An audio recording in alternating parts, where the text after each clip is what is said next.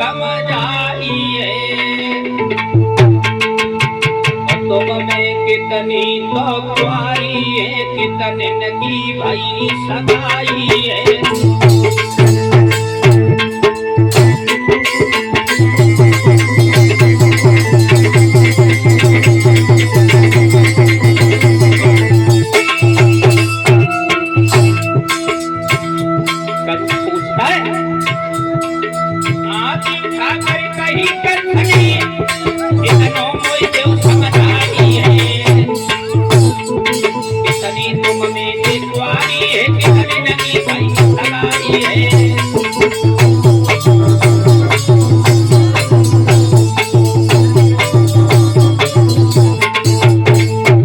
कंस ने पूछा, ये बताओ तुम में से कितनी अब विवाहता है, कितनी विवाहता है? तो लड़कियों ने कहा है कि हम दोनों का विवाह हो गया, 3 ये अब विवाहता है। बोले कहाँ विवाह हुआ? कहा गोकुल में। कंस भकेआए के दौर पर तुम्हारे पिताओं ने तुम्हें गोकुल में कर दिया। मथुरा के लड़के क्या मर गए थे?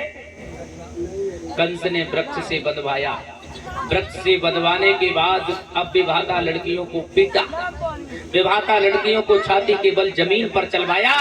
ये दशा जब लड़कियों के पिताओं ने देखी है तो उग्रसेन के करीब शिकायत लिख करके पहुंच गए।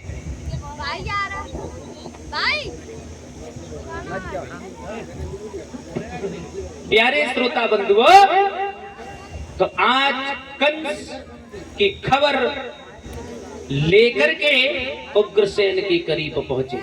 उग्रसेन से कहा है, देख लिया महाराज, तुमने तुम्हारे शासन में अत्याचार होना प्रारंभ हो गया, तुम्हारे पुत्र की करतूतें देख रहे हो, हमारी बेटियों का क्या हाल किया है कंस ने। तो उग्रसेन ने कंस को बुलवाया और कंस से कहा है कि देखो लाला, ये लड़कियों की हालत जो की है ये तुमने किया क्या?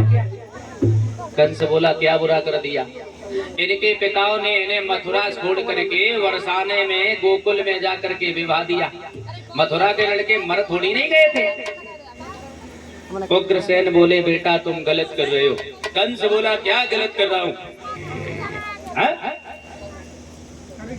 प्यारे श्रोताओं, तो उग्रसेन बोले, लाला एक बात बताओ, जब शेर वन को ही उजाड़ देगा तो अपने को कहां छिपाएगा? और जब राजा प्रजा पे कहर ढाएगा तो फिर समाज में प्रलय आ जाएगी। कंस बोला, ये मेरे समझ में नहीं आ रहा, शेर, वन, राजा, प्रजा मेरे समझ में नहीं आ रहा। उग्रसेन बोले, तुम्हारे समझ में आएगा भी नहीं। प्यारे श्रोताओं, कंस से उग्रसेन कहते हैं, ये अत्याचार करना बंद करो। कंस बोला, इसका मतलब है अब तो हमें ऐसा प्रतीत होता बुढ़ापे में बुद्धि खराब हो गई, तुम नहीं जानते राज्य कैसे चलाया जाता। कंस बोला, तुम्हें सत्ता चलाना नहीं आता, बुजुर्ग बुढ़ापा आ गया, बुढ़ापे में बुद्धि काम नहीं करती, तुम नहीं जानते हो। कंस कहता है, मेरी बात सुनो, कि जो कोई किसी की ना माने तो हाल मान जाए डंडे से। पिताजी, जो कोई किसी की ना माने तो हाल मान जाए डंडे से। दो अंगुल के लकड़ी पकड़ा पाँव जमावे डंडे से। राजकुमार चतुर घोड़ी को चाल चढ़ावे डंडे से। कंसराज प्रजा के होश ठिकाने लावे डंडे से।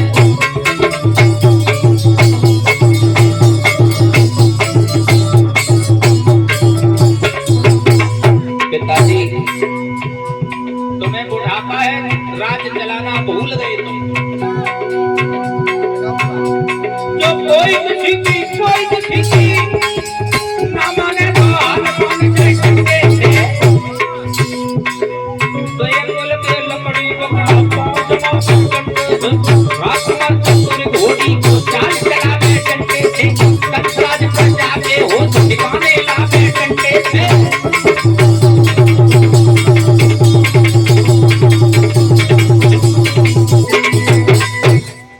प्यारे श्रोताओं, कंस ने कहा, तुम वो अब राज्य चलाने के लायक नहीं रहे।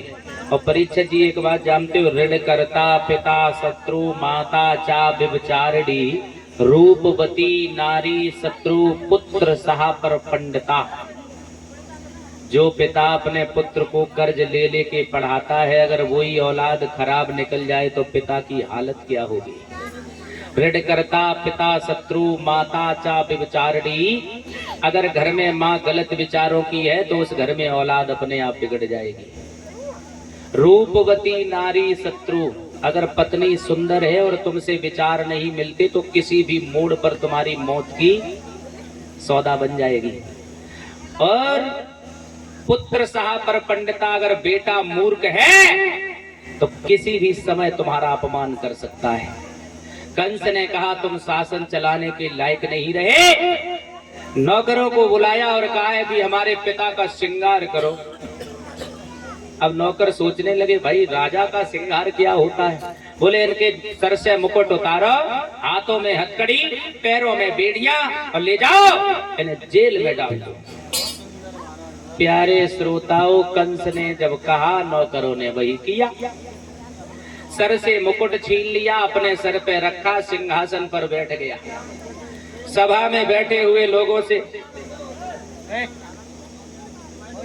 पहले उतरो, तुम उतर के नीचे जाओ, बात करके आओ। पहले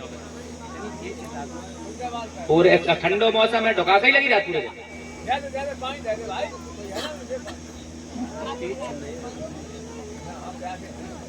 प्यारे श्रोता बंधुओं, महाराज हाथों में हथकड़ी, पैरों में बेड़ियां, जेल में डाल दिया गया। और उसके बाद में कंस मथुरा का राजा बन गया।